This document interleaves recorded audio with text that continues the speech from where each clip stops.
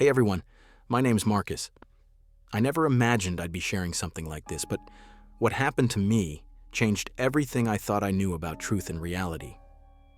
It all started when I fell seriously ill one evening while watching CNN, a channel I'd always trusted to give me the full story. But that night, as I slipped into unconsciousness, everything changed. I found myself in a place beyond this world, surrounded by light and silence, yet filled with an overwhelming sense of truth. And then I saw him, Jesus. Not some distant figure, but alive and powerful, standing right before me. His presence was so commanding that I couldn't look away, yet his eyes held a compassion I'd never felt before. Jesus spoke to me with a voice that shook me to my core. You have been deceived by what you watch. Now, you will see the real truth. Those words hit me like a hammer. I realized that everything I thought I knew about what was happening in the world was only part of the story, a shadow hiding of the full reality. He showed me visions of events unfolding behind the scenes, forces manipulating media, truth being twisted, and people blinded by lies. But he also showed me a path to freedom, a way to see clearly, to awaken, and to embrace truth even when it's hard. This experience forever changed me. Over the next parts, I want to take you through everything Jesus revealed, the lies, the real battles, and the hope for those willing to open their eyes. As I stood there, still absorbing Jesus' words, I was shown scenes that blew my mind, the world I thought I understood. The one shaped by news, headlines, and non-stop media coverage was only a thin veil over a much deeper reality. Jesus revealed to me how powerful interests manipulate information, spinning stories to serve their own agendas. I saw how truth was bent and broken, how facts were hidden or distorted to keep people confused and divided. It was terrifying to realize how many were trapped in this fog of misinformation, trusting voices that only told part of the story. I saw families arguing, friends turning against each other, all caught in the web of deception. But even in this darkness, Jesus showed me sparks of light, people searching for truth, questioning what they'd been told, and refusing to be silenced. He told me that the real battle isn't just political or social, it's spiritual. The forces behind the lies are not merely human. There are spiritual powers at work seeking to blind humanity to the truth and keep us separated from God. But Jesus assured me that truth has power, and those who seek it with pure hearts will find it. He urged me to be a messenger, to share this revelation, and to help others wake up before it's too late. I was overwhelmed, but determined. The vision wasn't just a warning, it was a call to action. The truth is out there, and we need to stand firm. There's so much more to tell you about what I saw next, so let's keep going. As the vision unfolded further, Jesus showed me the mechanisms of deception, how media narratives are crafted, how fear and division are used to control hearts and minds. I saw how sensationalism and bias fuel distrust, making it easier for lies to spread. It was heartbreaking to witness how many good people unknowingly became tools in this grand scheme, caught in cycles of anger and confusion. But then, Jesus revealed the other side, the way truth quietly shines through when we open our eyes and hearts.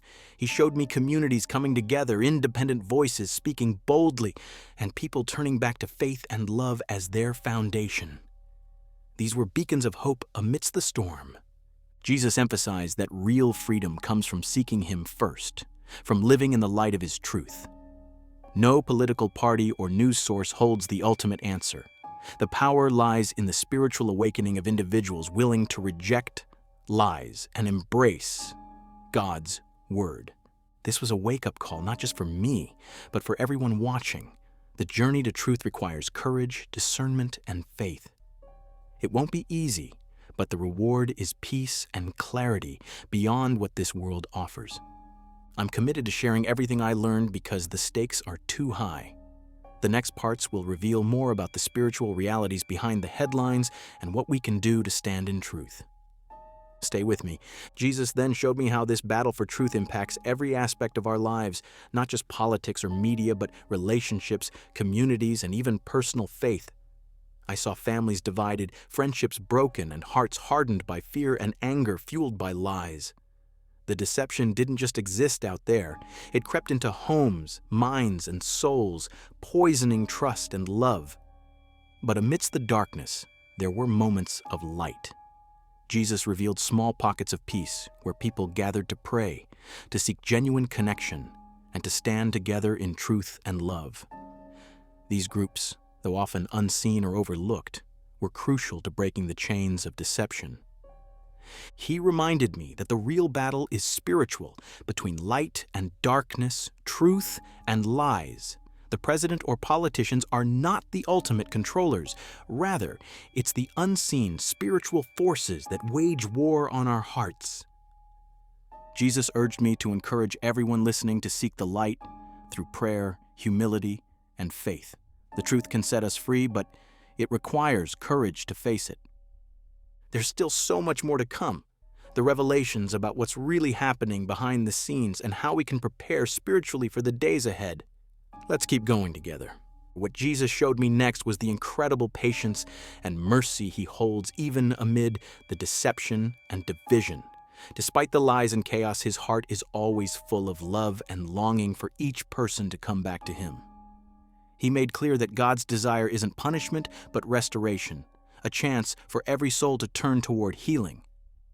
I saw how many reject this mercy out of pride, fear, or bitterness, deepening their own pain and the nation's wounds. But for those who open their hearts, there is grace beyond measure and the possibility of true transformation. Jesus emphasized that prayer and acts of love are powerful weapons against the darkness.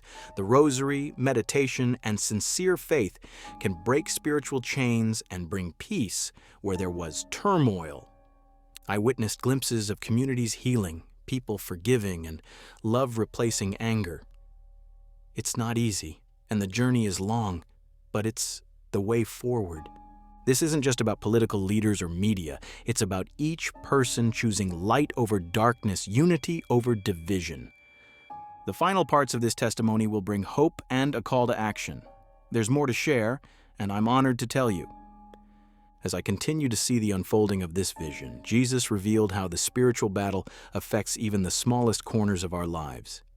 It's in the way we treat our neighbors, the choices we make in daily conversations, and the attitudes we carry in our hearts. The forces of darkness thrive on division, but light grows through kindness, forgiveness, and prayer. I saw how simple acts of love and humility create ripples that disrupt the lies and bring healing. Jesus urged me to remind everyone that the power to change the world begins within each of us. Political power is limited, but spiritual power, rooted in faith and truth, is eternal. He showed me gatherings of believers united in prayer, standing firm against deception and fear. These were beacons of hope in a world desperate for healing. Jesus called me to encourage you all to engage in this spiritual awakening, to pray, forgive, and seek the truth with courage. The days ahead will test us, but with faith, we can overcome. There's more to this story, warnings and hope intertwined, and I'll share it all with you next. The next thing Jesus impressed upon me was the incredible depth of his mercy. Despite the darkness and deception that surrounds us, his love remains steadfast and unchanging. He longs for every heart to return to him, no matter how lost or broken. He told me that many will resist this mercy, holding on to fear, pride, or anger, and in doing so, they deepen their own suffering. But for those who open their hearts, his grace is abundant and transformative. I saw people healed, families restored, and communities renewed through the power of forgiveness and love. Mercy is not weakness, it is the greatest strength we can embrace. Jesus called me to be a messenger of this mercy, to live it boldly and share it generously, even when it's difficult. The unfinished work is not just political, it is spiritual and personal. The journey ahead will have challenges, but God's grace is sufficient for all who trust in him. There's one last part to this testimony, and it holds the heart of the message. I'm ready to share it with you. As this journey came to its conclusion, Jesus revealed the ultimate truth behind all I had witnessed. The real control of America and the world is not held by any earthly leader but by God's sovereign hand. The moment when Trump or any president stands before him is symbolic of a greater spiritual reckoning unfolding. Each of us is called to choose between light and darkness, love and division, truth and deception. The future depends on our daily choices, on our willingness to embrace God's mercy and walk in His truth. Despite the trials ahead, Jesus assured me that His light can never be extinguished. There is hope, healing, and renewal for all who turn to Him with open hearts. So I leave you with this. No matter your background or struggles, God's love is reaching out to you now. The battle is real, but victory belongs to those who stand firm in faith and love.